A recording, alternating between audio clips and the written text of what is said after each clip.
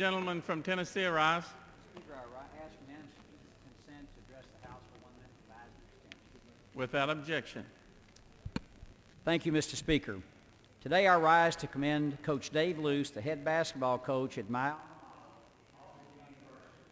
He's dedicated the majority of his life to coaching basketball.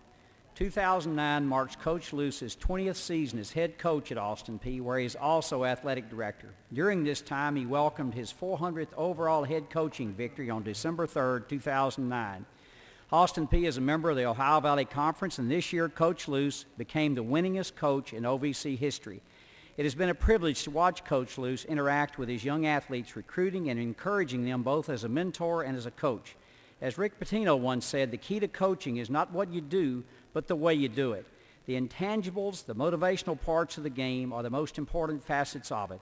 A successful coach not only prepares his team for victory, but motivates them along the way. Coach Loos accomplishes this each time he sets a foot on the court and has great concern and appreciation for each of his players, and that is an invaluable trait as a successful coach. However, his proudest accomplishment is being a dedicated husband to Phyllis, a father and grandfather. I encourage my colleagues to join me in commending Coach Loos for his service to Austin Peay University. Thank you, Mr. Speaker. For what purpose does the gentleman from Tennessee arise? Without objection. Thank you, Mr. Speaker. I just heard my colleague from East Tennessee make those remarks, and I had to add something because it's typical of what happens up here.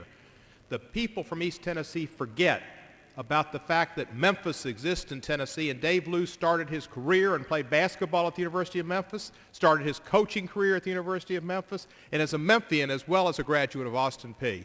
And while he attended your school, he coached and attended my law school, and he's a class act and a wonderful gentleman. I wanted to set the record straight. Thank you, Mr. Speaker. For what purpose does the gentleman from Pennsylvania arise? I request unanimous consent to address the House for 1